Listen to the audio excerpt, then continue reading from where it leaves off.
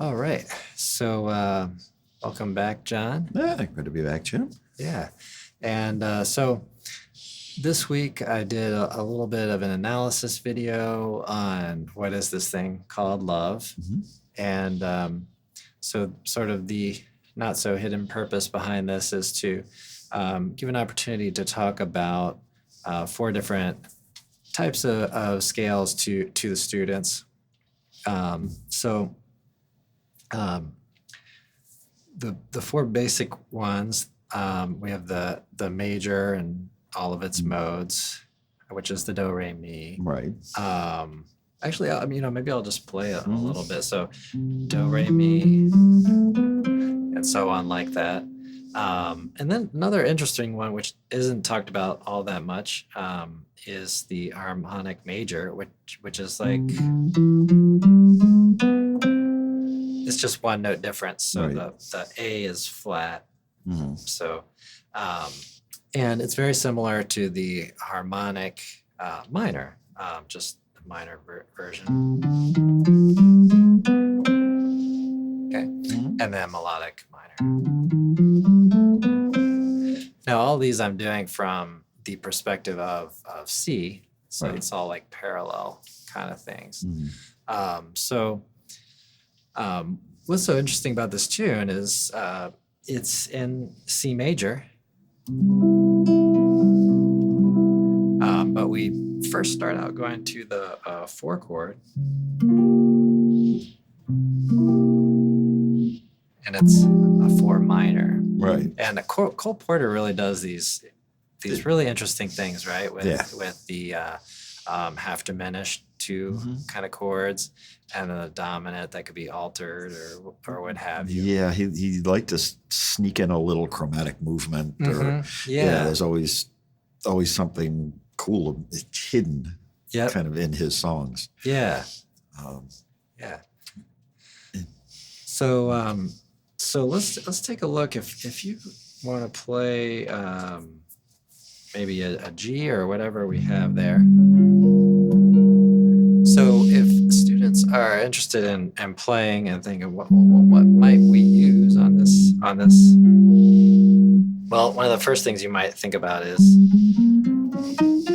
kind of a Locrian sort of sound. Okay, but the main thing is really, can you get these notes in there, right? Yeah. So we get the root, flat 3, flat 5, flat 7. Right? yeah, that's a heck of a chord. Yeah. Yeah, minor 7, flat 5. It's such a great sound, but it's funny. It sounds. It's such a Broadway sounding chord, and that when you hear a big Broadway musical, at some point somebody's putting that in there. Yeah. And that's such a good point, because it sort of has a sort of moodiness to it when you start playing around with the fives and maybe doing some alterations to it. So when you're maybe first starting, if you're just picking up the guitar, one thing that you could, or bass, you could start out by playing F harmonic minor kind of content just in general. So, and you could just kind of improvise on that throughout both the 2 chord and the 5 chord. Yeah. So I'm just going to noodle a little bit on the G minor 7 flat 5. You want to play a G. Okay.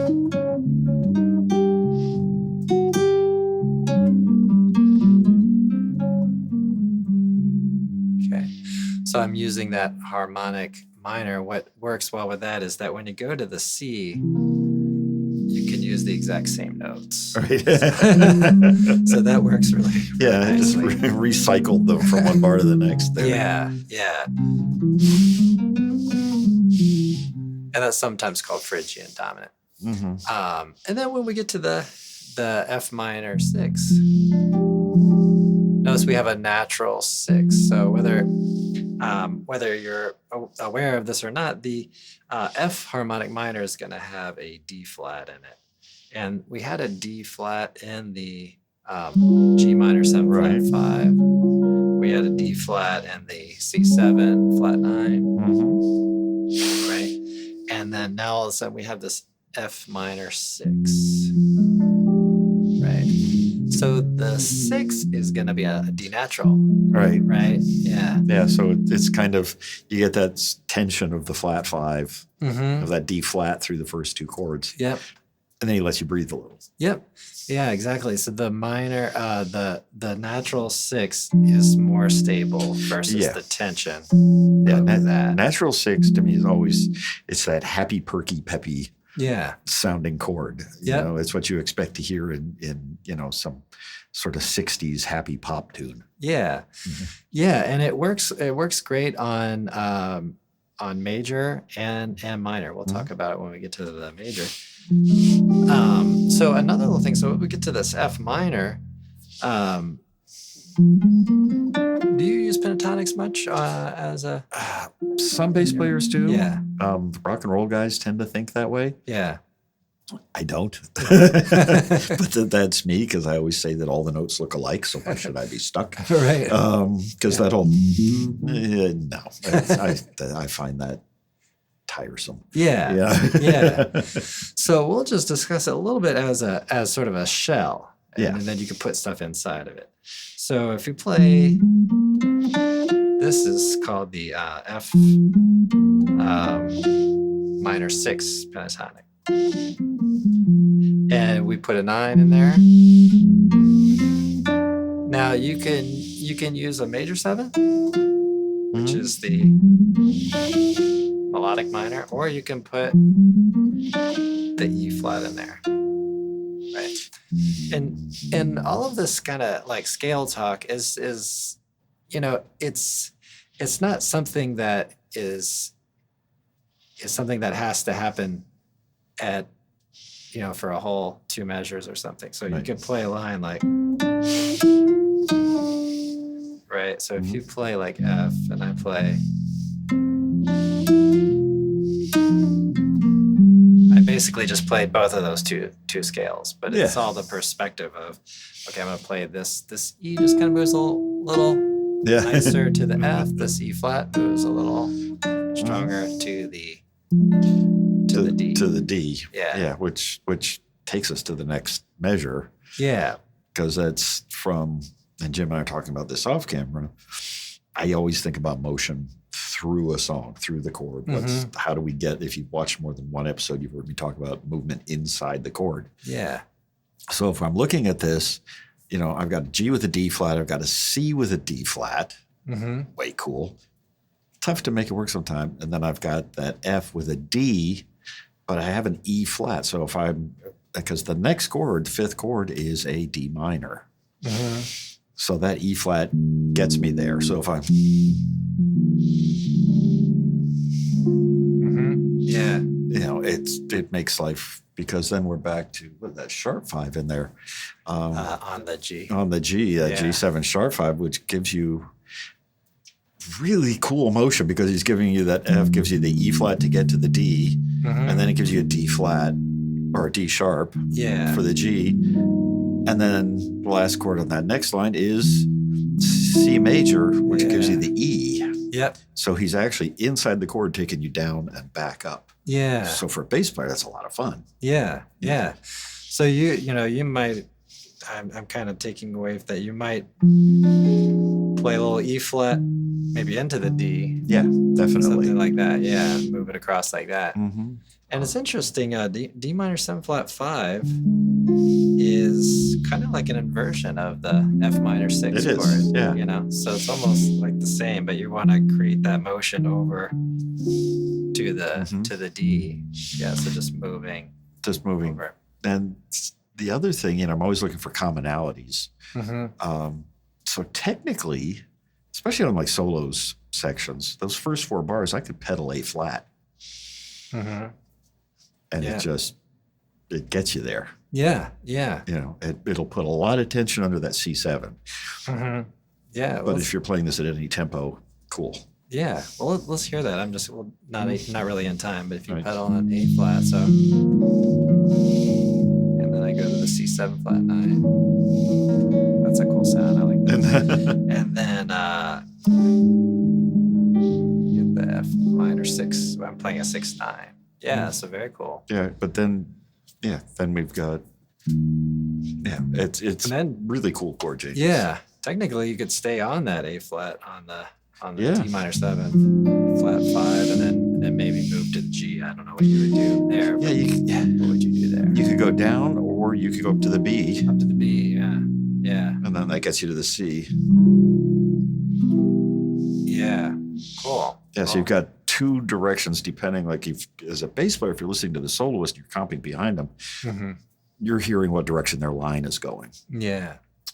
So as a backup, as a supporting player, which is generally what bass players get to be, we can either support the player and be very aware of where they're going. Yeah. Or we can, if we're angry at them, we can do things that mess them up, and we can go the other direction, then you can hear them thinking. Yeah. Don't do that. So from a, during the solo courses as a bass player, or even I think even guitar players should be aware of this kind of thing. Yeah. Excuse me, where, you got that kind of supportive motion. So you're kind of pushing and pulling and adding tension and release and then rhythmic motion. Yeah. Under these chords. And those 6 chords in the first 2 lines give you a lot to work with. A lot to work with. And that's what I think makes it kind of fun and fruitful, because you can really explore a lot of variety in your lines and bass lines and on guitar and voicings and stuff. I remember listening to Pat Metheny reflecting a little bit on his musical experience with Jaco, and saying, he was really not the magic carpet ride kind of player. Right. Like you would think the music was like going this direction, and he would just yank you over this other direction. Like, no, it's not going there. And those of us who grew up listening to that, I remember when the first Jaco album came out, great black and white cover. I actually wore out a copy on vinyl. Literally wore through the record and had to go get another copy. Same thing with Stanley Clarke's School Days. Yeah. There's a whole different way of thinking.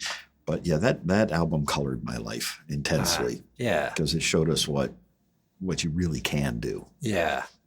Which was anything. Right. And one other just little side note on that, when he played, I believe Donna Lee is on that album. He really worked hard on that. Yeah. It sounds effortless, but I just want folks who have been working on Donna Lee, it's on this channel, or whatever tune it is, if it's this highly technical thing, just know that other people work hard on those things too. Yeah. Isn't that the track where he did it twice? Did he do it twice? He doubled himself. Oh, yeah. So he that's how he got that sound. So on his recordings, you'll hear that gorgeous thick sound when he's soloing. Yeah.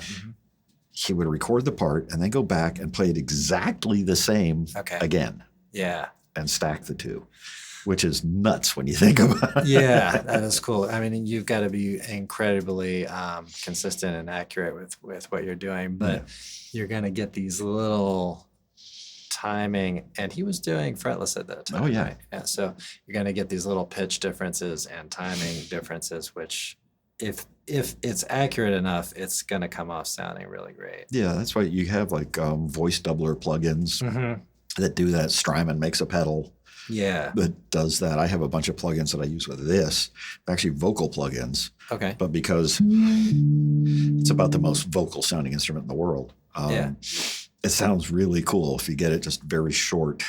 Yeah. So it sounds like 2 bass players standing right next to each other. Yeah. Just a little different. Just a little It's a cool sound. Yeah, absolutely. Anyway, we went right off the tune. Right. So another interesting kind of thing, to just maybe going into voicings a little bit. When it comes to the minor 7, flat 5, you can take the minor 7 flat 5, drop the 7, and come up with a diminished chord and for your 5 chord. So you can pretty much do that anywhere, and you just arrive at the same. So I'm at G minor 7 flat 5, and then I'm just dropping one of those notes. Yeah. So that's a really kind of good way to try to work at that. I'm just going to adjust this a little bit. Mm-hmm. Yeah, there's so much tension and release in this, where he's like, okay, we're going to go here, then we're down, then we're here, then we're down. And, yeah. And if you're playing this tune and you've never read the lyrics, read the lyrics. Yeah. That'll help you get through a lot of these tunes, is understanding the lyrics will tell you why it's written that way. Yep. And just this morning, I was trying to refresh my memory on the tune, the lyrics, and the melody, and so I pulled up Ella Fitzgerald, and it's just a great thing to do. Just listen to the lyrics and understand, because this was written for a singer. All these, the Great American Songbook.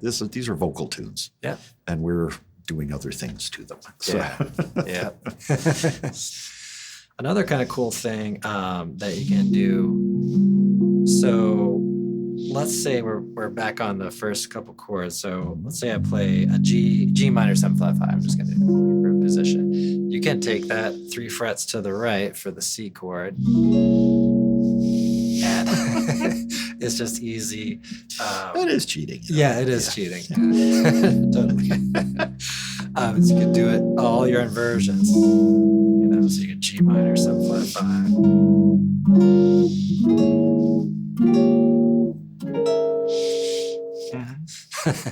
Yeah, I mean, that's kind of a cool trick. And you can do that with lines as well. Yeah, I like that. But yeah, and again, that's just what we're doing right there with you playing that. I can play G for 2 bars. Yeah. And I can play A flat for 2 bars. Yeah. Bass players, you don't have to play the root at the beginning of every bar. Right. That is really, it doesn't work. Okay, it sounds like you pre-practice this kind of. Yeah, don't do that. I love starting chords on the 3rd. Yeah. Because that's usually where the interesting stuff is. And it defines major or minor. Yep. In one note. Yeah. Yeah, much more, which is why, sitting on the, so basically those first 4 bars, I'm sitting on the root, then I'm sitting on the 5th, I move up and I'm on the minor. Yeah, on that minor 3rd. Yeah, nice. And it's a lot of motion. And it's cheating again. I moved up 1 fret-ish. Yeah. And then you could just kind of stay on that, on the D minor, and then you go back down again. Right. So it's kind of cool. Is there a certain elegance to that? Yeah. Simplicity to that. There is. The fact that works so well tells you how well written it is. Right. It wasn't just throwing a bunch of chords on a page and seeing what's stuck. Yeah. There was real thought about motion. Yeah, and Cole Porter, although we oftentimes think about these kind of playful tunes that we like to improvise on, he's actually considered to be a pretty serious, like, classical composer. Yeah, he was highly trained. Yeah, highly trained. Really knew what he was doing. Yeah. And it's like listening to Irving Berlin or something. You hear these light, happy, bouncy tunes. And then when you really look at it, you realize just how much polish went into it. Yeah. It's like, okay, this needs to be this needs to be this. It's getting those little tiny details in place. Yeah. That all of a sudden makes you go, oh, okay, that's a fun little tune too. Wow, that was really cool. Yeah. And it could be moving 2 notes the right place on the composer's part. Yeah. And it's like, but doing like this C or this G to A flat and then back to G sort of thing is something you would hear in a horn part. Yeah. Like a trombone part or something. Yeah. They'll do that first or second inversion. Yeah. In the low brass. So if you don't have a horn section, and doesn't everybody, just do, for as a bass player, do that. But as a guitar player, you guys could be aware that that's an option. Yeah. Yeah. And then we can be aware of, okay, we're hearing this thing that the bass player is doing, and we can maybe grasp it a little bit. Right. I just want to mention if you are lost on anything that we're saying, please put a comment below, and I will try to explain it further or elaborate. And if you want to follow along, this tune I believe is in the Real Book One.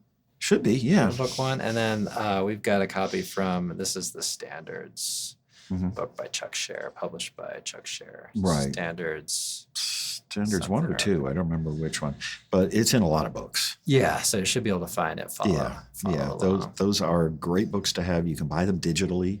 I like the Chuck Scher books because the composers get paid. Yeah. The Real Book was always kind of that under the table. Ask your grandparents if you want to know what that was about. But now they do have legal versions owned by Hal Leonard. They do. They're not exactly the same. No, they're missing some tunes. They're missing some tunes, and the mistakes made it interesting.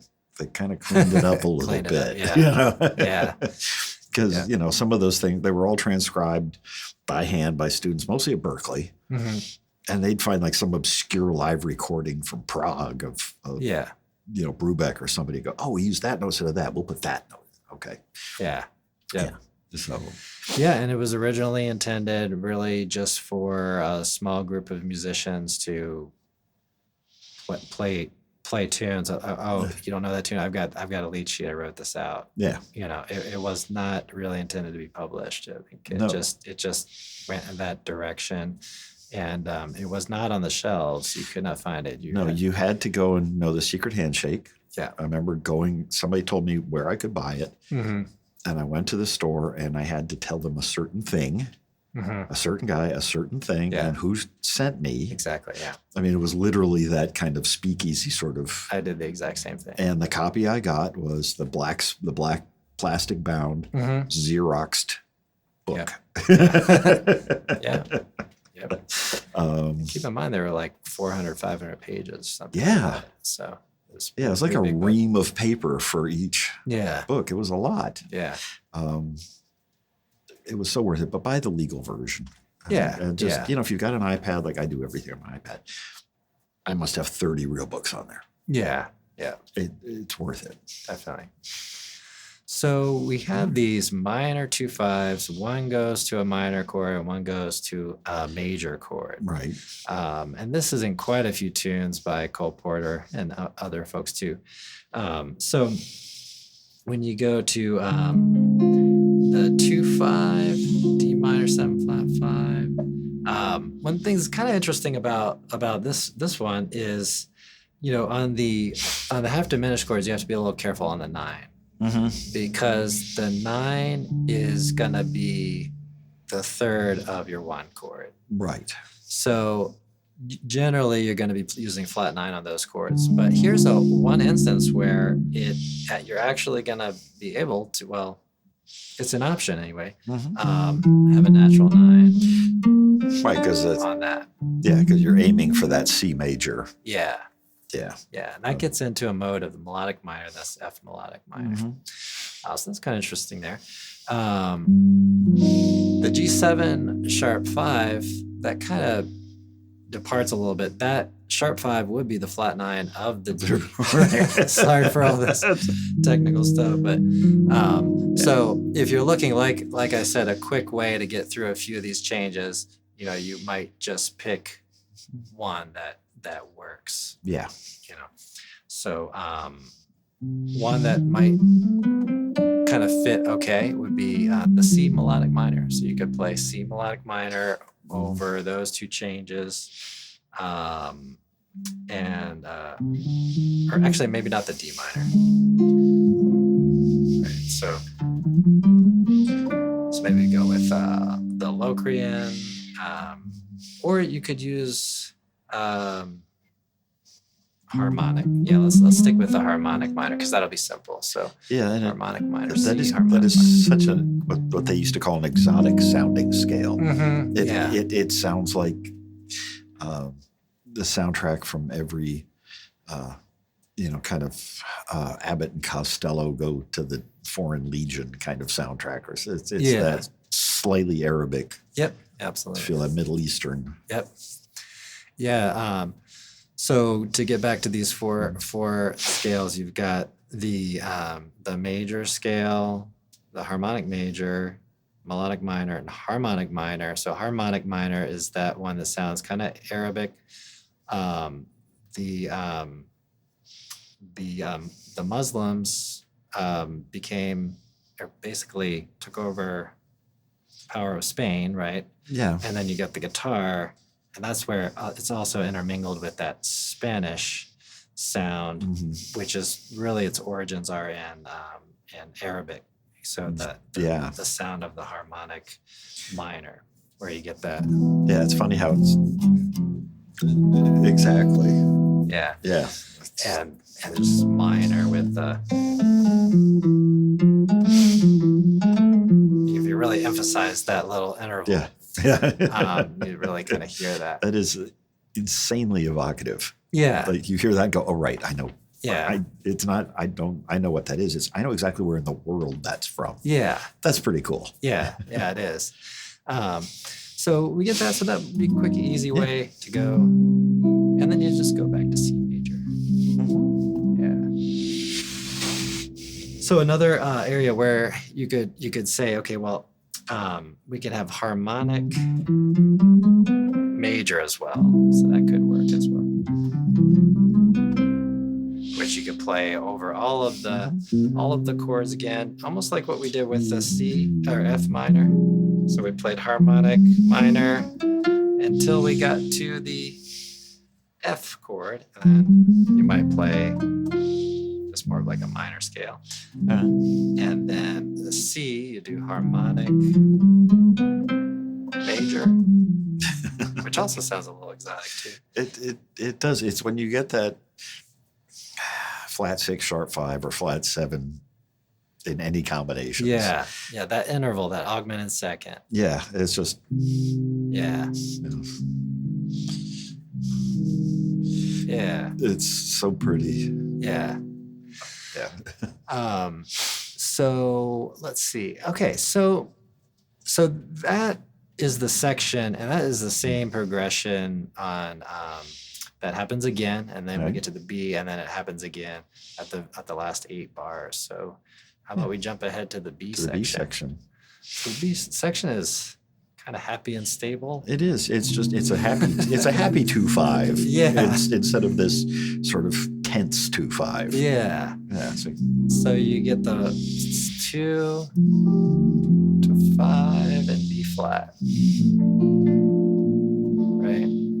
And one thing that's hard to communicate, I think, but it's pretty simple, is that the 2 and the 5 and the 1 it's all built in to the major scale. Yeah. You don't really need. You can do other things for sure, but you don't really need to. It's all there, right? You get this natural tension on the F7 that's going to want to resolve to, B flat. This whole fundamental thing that,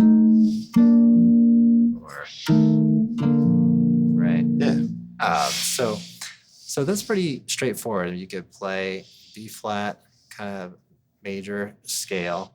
The only thing I'd say is just be aware when it's on C, like what notes are in your chord and what notes are outside of the chord. Right. Right.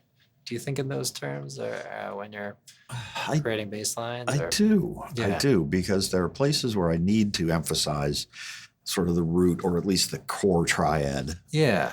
And then there are other times where I really don't want to. Mm-hmm. And so I'm looking at a flat 9 or, 11th or 13th. I'm thinking extensions. Yeah.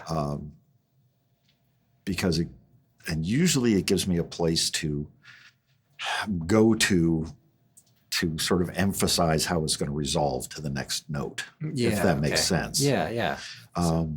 So if somebody's playing in C and I'm thinking D, I might come at it from D flat. Okay, yeah. To get, yeah. It really depends on the tune and where I'm going and what I'm hearing from the singer or soloist or something like that. It's a conversation. It's an interaction. It very, very much so. Yeah. And there are some people I play with. They love it when I start on the third. A couple of guys hate it. Tough. Gonna do it anyway. Yeah. But because there is so much chance for me to put tension and release under what the soloist is doing. Yeah. So it really gives them something to ride on. I can really kind of reinforce where I hear them going. Yeah. Or grab them and rein them in, like you said about Jaco doing with Pat. And just going, no, we're going over here. Going this way. Yeah, that's a bad idea. Let's go this way. So yeah, there's definitely inside and outside the chord, but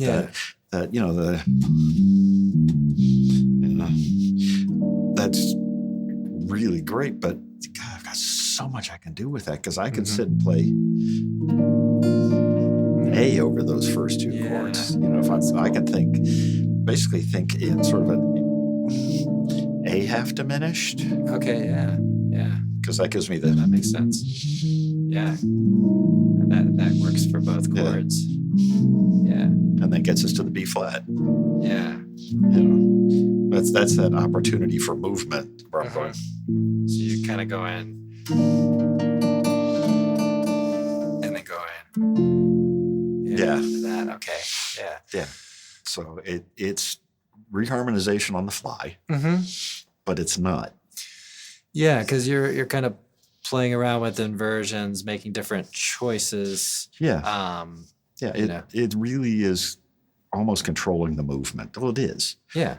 Controlling the movement of how we're going to get around and it's all based on what I'm hearing. Some soloists like very straight ahead. Yeah. They need that.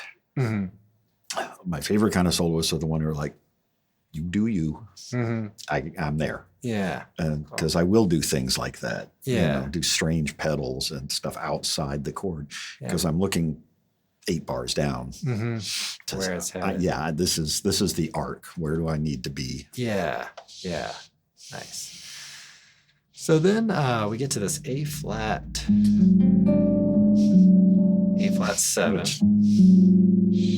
It's actually an A flat 9, isn't it? Oh yeah, A flat 9. A flat 9. Yeah. So the way that I think about chords is at first I think about the most basic thing, and then I kind of think about the 9, 11, and 13 as like what choices I'm using. Right. At least that's the way I kind of tend to think about it. Yeah. So we get A flat 9, so I could play like that. So when I'm on this chord, there's all sorts of associations that come up, and I think a lot of this is just from transcribing a lot of tunes, a lot of harmony. So, so when I have this, I'm thinking if the tonic is C, and I get this A flat coming up, and I know, like you were saying earlier, like I know what's coming in a little bit, or ultimately the tune's going to go to C. Then this sort of draws certain associations. So I think about this sort of flat 6 in the key of C, and that's sort of your typical minor to flat 6 to 5, which is kind of related to a 2 dominant, right, and then a E5. So I'm when I'm thinking about the extensions, I'm thinking on kind of experience there, and I know like the 13 is probably gonna work. I know that the sharp 11 is probably gonna work. I know that the 9 is gonna definitely work. Yeah. So so that's one of those moments which I almost think of, it's like kind of a predominant. It's like before this G. Yeah. So that's how I'm kind of thinking about it. That's kind of and it's for bass players, this whole passing tone thing, like coming off that B flat major 7, every bass player is going to go A flat as a passing tone, and then we have that lovely A flat there. It's such a cool chord in this context. Yeah. And then, like you say, we can. Yeah, and then you got the and G. then just. Yeah. Yeah. And what's funny, because they actually show the solo chord or alternate chord is a G7 for the last 2 chords of the B section. Yeah. So you're A flat to G and you're good. Yep. Yeah. So one scale there you might think about is the E flat melodic minor on the which is called a think about what it's called here. It's too early in the morning. It's probably not even morning yet even anymore. So you get the mix of Lydian and sharp 11. Lydian dominant. That's the name. Lydian dominant.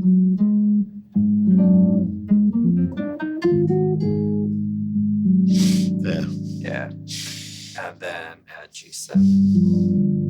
Yeah. So there we get the melody, so it sort of informs us a little bit. We get a sharp 9. That's kind of cool. And the melody for the G7. Yeah, and it's interesting how he uses G7, which is such a plain chord. Mm-hmm. Yeah. And then the next one is same as the first chord of the tune, G minor 7 flat 5. Yeah. It's like happy boy. Yeah. You know? Yeah. Just yep.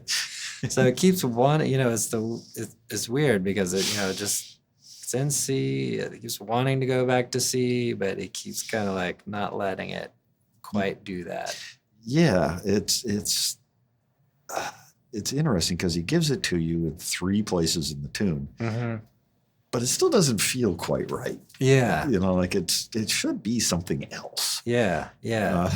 So it's a really good opportunity to work on some of those other scale shapes and to kind of move and be able to negotiate some of these changes, which are maybe a little challenging. Yeah, it doesn't look like much, but there's a lot going on. Yeah. And so it's thinking inside and outside the chord, like we talked about. And, it's like you're doing a solo guitar thing. How are you moving? Let's keep that motion. So think about how a bass player would think about it. Yeah. How are we supporting but moving through this sort of forest of notes that we have here? Yeah, exactly. Cool. So I think that's going to work pretty well for today. So again, I just want to remind everybody that if you, I'll be doing more videos on this tune. So if you have any specific questions where you just weren't clear or just need